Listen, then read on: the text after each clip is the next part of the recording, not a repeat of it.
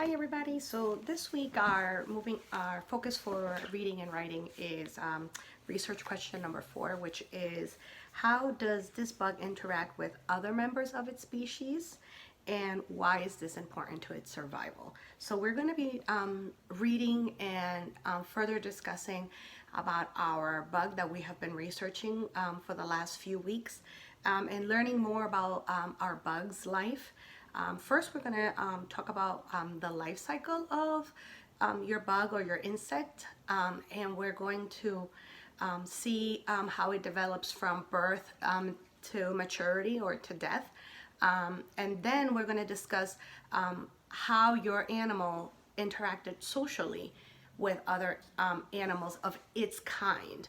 In some cases, we're going to say that your animal is a social animal because your animal interacts with other animals from its species in some shape, way, or form, either working together or living together or sharing resources together. But some animals that you are researching actually are not social bugs, which means they do not have interaction with bugs from their species. And whenever they do have interaction, it is not for their survival. So bugs who are considered social depend on each other for their survival, and bugs who are not considered social do not depend on other animals from its species to survive.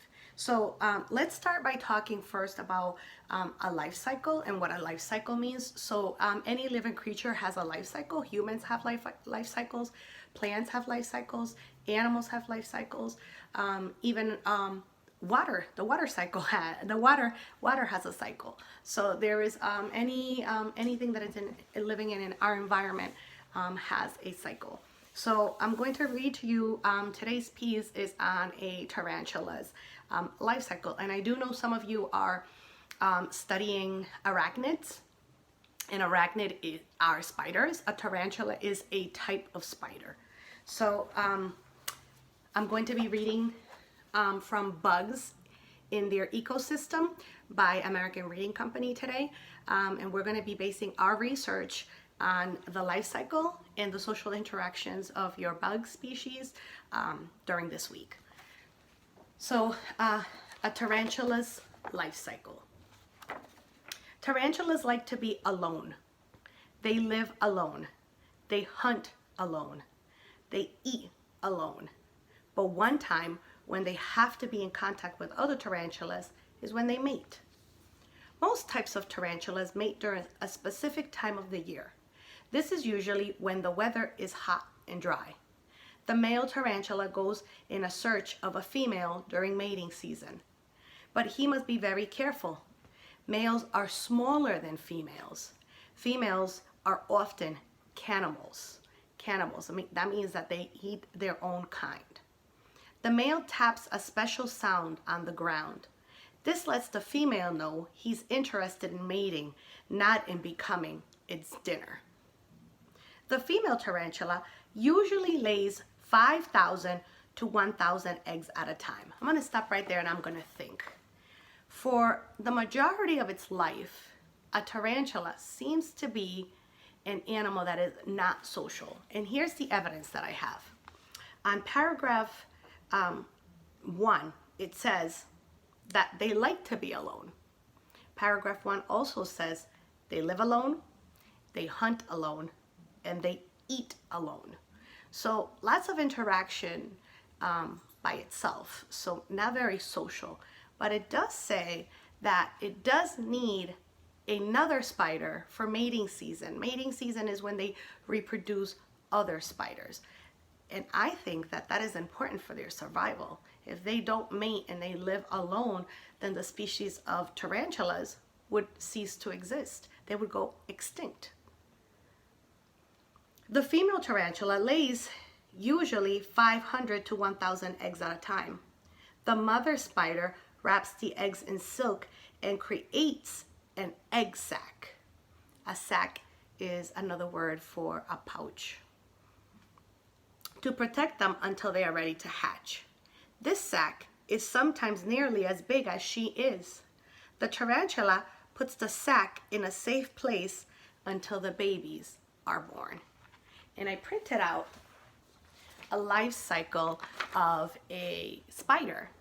And if you see it, and by the way, this is a life cycle, and I like how the arrows are showing this direction, because that means that the life cycle is continuously moving in this direction, and it goes round and around. So the first stage is there's an egg, and if you can see, it's kind of like they cut out a hole in the sac so that you can see the eggs in the sac.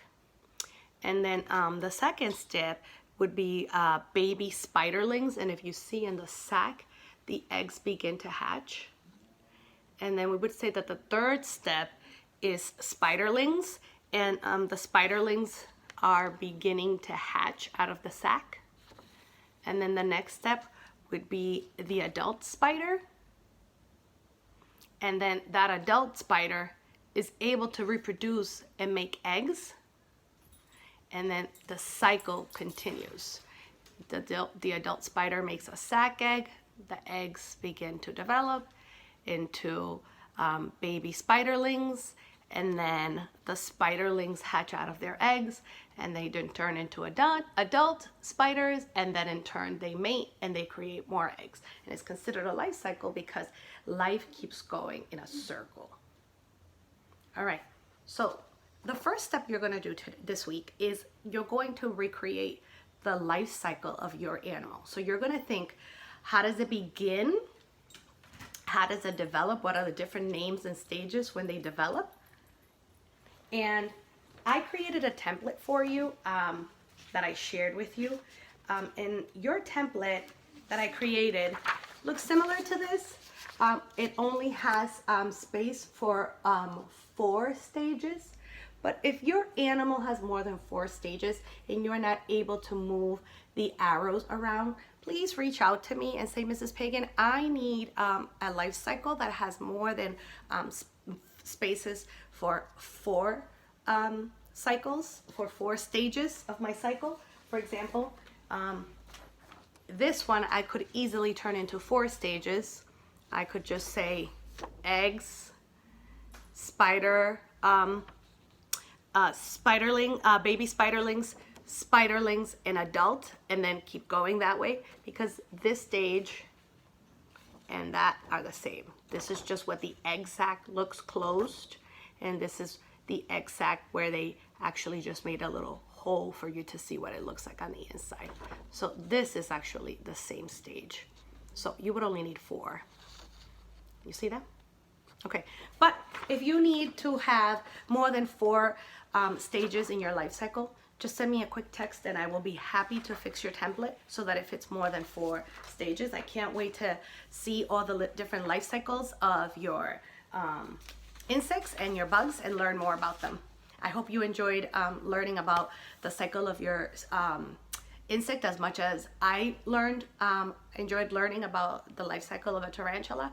And you have an option to include pictures in your life cycle, and you can just go to tools and choose drawing and then choose new, and then it will let you search for pictures. So if you put tarantula eggs, it might give you a little picture, and then at the bottom it's going to say insert, and if you hit that insert button, it'll insert the picture of your animal, of the cycle of that animal, where the cursor is blinking.